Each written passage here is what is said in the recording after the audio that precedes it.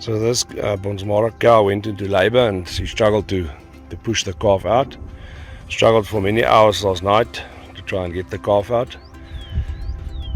Eventually we had to saw off half, and now we're doing a cesarean to release the rest of the calf that's still stuck in the birth channel.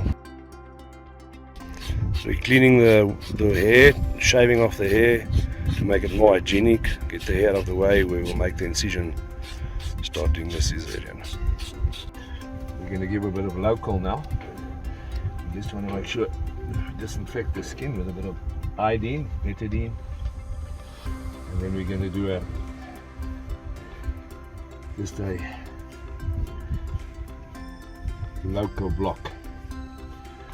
We're going to do a block around here because the nerves come out from the top, and then we're going to do like a back to front 7, like that. So she won't have any feeling here when we cut. We're going to do a block there and then down the other side. Okay. What are you doing now? Doing a ring block. Not a ring block, a linear block. Doing a bit of local in there so she doesn't feel. What medicine are you using there? Lignocaine.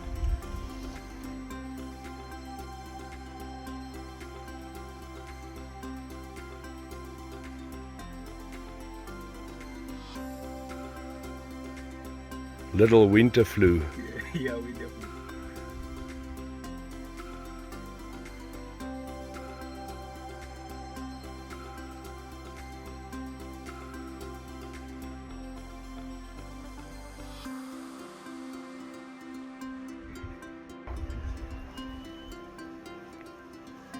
Okay, then we're going to get the rumen. You can go on the right hand side to open up, but I like the left hand side so you can push the rumen out the way. Otherwise the intestines can come out. So we go a little bit lower, there to there.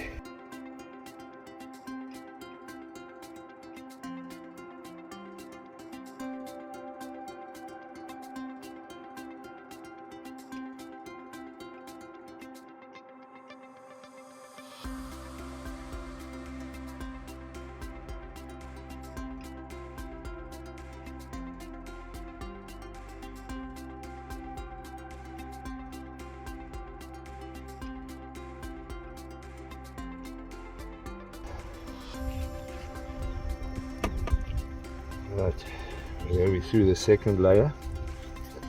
Is the scissors just a bit safer? Yeah, it's just if you use a scalpel, You can cut you through, might go into the rumen. and then it's a mess. So it has to get into this opening first. Abdominal cavity now. There's the rumen. Yeah. And now we want to go under this and get the calf out. It's through the muscle layers there. And she's still completely awake, no pain. Don't want the animal to suffer. But if we can't get this calf out, she will die. So trying our best, yeah. Yes, it's actually the uterus pushing the rumen away. Normally you have to put the rumen inside there. And now we have the calf's leg, the front legs. You can feel it already. Yeah, you can feel it here. But now when we open, we must be very careful that we don't get a lot of leakage of this stuff. That's just fluid coming out. So that's the uterine wall. So what we're going to do now, I'm going to cut here. I can feel the calf there. So I'm going to cut here to keep it up and see if we can get the calf, you know? the idea is when I cut that, I try not to spill any of that fluid inside. That fluid is very tough. There's my scalpel. Where's the scalpel? Yeah. Okay.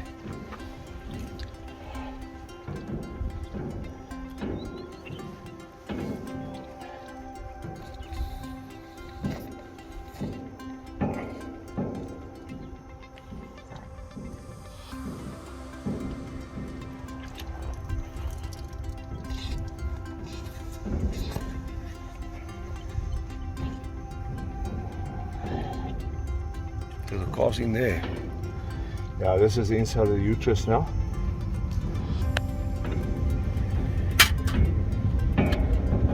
Just hold it for me, please. Don't pull hard, eh? Don't pull hard.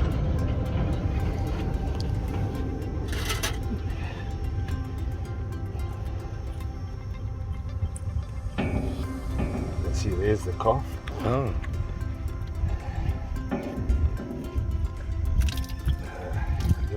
Hold up there so you don't have that fluid running out. Pull it a little like this. Nog 'n tang. Give me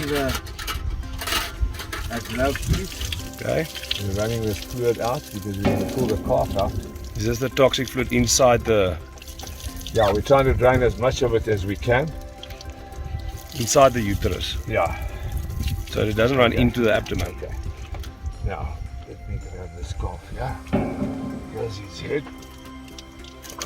Hold there, Newman. Hold this one like that, Newman.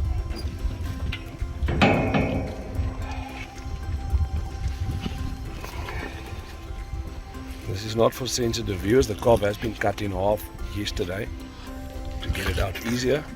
It's already in Fasimatus. So imagine this, the massive relief for this mother.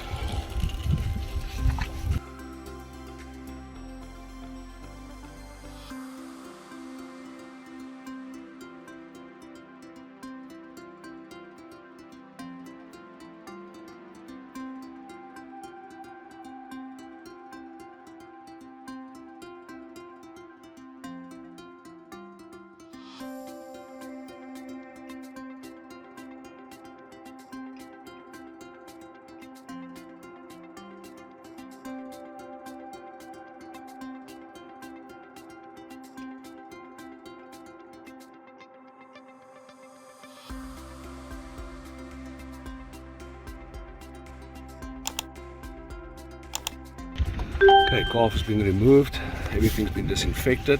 Afterbirth pill was given in there. Penicillin nog een keer als je klaar is. Okay. Table. And the odds of her taking again? Very good at the moment because I see everything is drained, the afterbirth came out. So no infection yet. We'll try and work as clean as possible. It's not a sterile environment, unfortunately, but animals are really tough.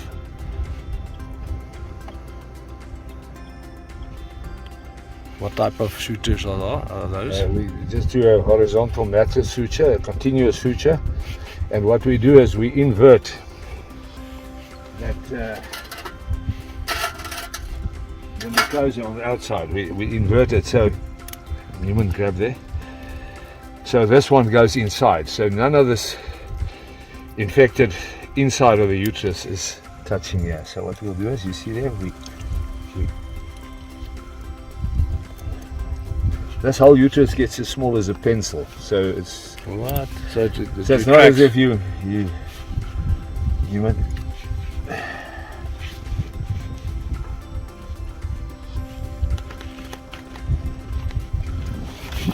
The cow is still doing fine. She seems nice and calm. Obviously run the risk of going into shock. We'll give her some drip as well, but we have to work quickly.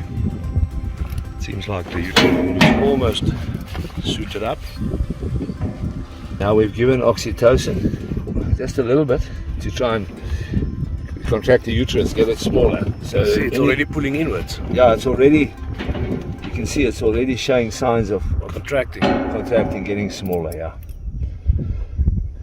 what was the oxy what? Oxytocin. What is It's a hormone. Is it all like a hormone in the body? Yeah, it's a hormone, a female hormone, and that normally when your calving starts, you get a bit of oxytocin to dilate your cervix, and you get contractions in the uterus. But you don't want to give it if you have a dystocia because you can get rupture.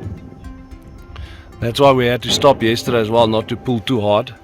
When you realize you can't get it out, we'd rather go to the cesarean.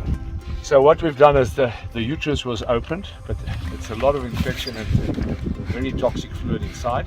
So we took a horizontal mattress, and what you do is you invert the outside outside serose, the outside part of the lumen, and you actually let that grow on. You don't stitch it, so the inside infected part. So what you just roll it inside, you invert it, and then you get proper healing. You'll see. Now we do a second layer. The one layer was done. Okay, Newman, just pull up. Still on the uterus. You see there, I'm still on the uterus. You see now, I just grab it a little bit wider. So we'll invert that one as well. So if the first one loosens, then you've got a second one. Yeah, it's just to make it double sure that there's no leakage. And how quickly will that grow together and seal? Well, within hours you'll get the healing process starting, but within 2-3 days, that you see now, they are inverted. You see there? And how long will it take for her to get pregnant again?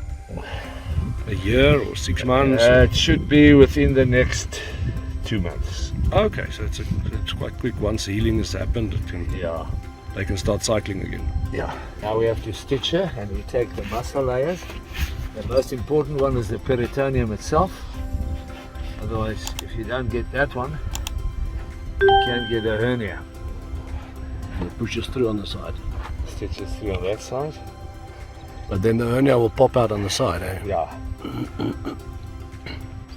So you take the skin, muscle layer, and then peritoneum, and then 3 muscle layers. After that, you only tighten the skin, eh? So you first do the muscle. Do the muscle, and you do. With this, we do simple interrupted stitches. See, there's the peritoneum.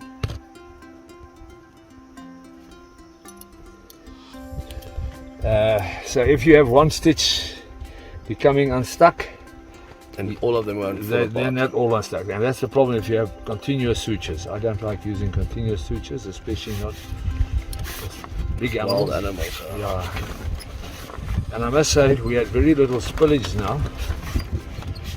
Fortunately, we got it out on the outside, because that's very, very toxic.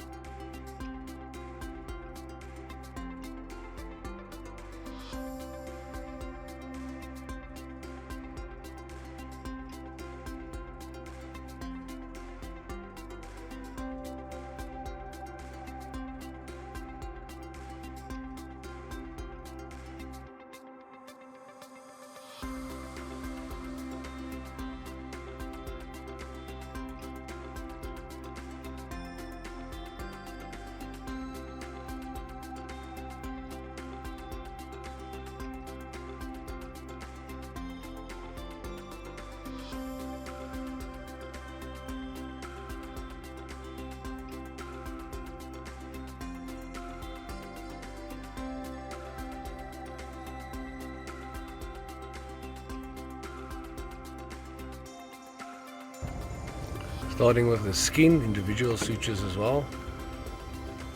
Interrupted sutures. Closing them up, and then we'll run a drip in her, monitor for the next day or so, and hopefully she's fine. Halfway there, almost done, looking very neat, not too tight, not too loose, skin touching well, perfect to heal really well, no plastic surgery necessary. Okay, last suture, it's a beautiful wound.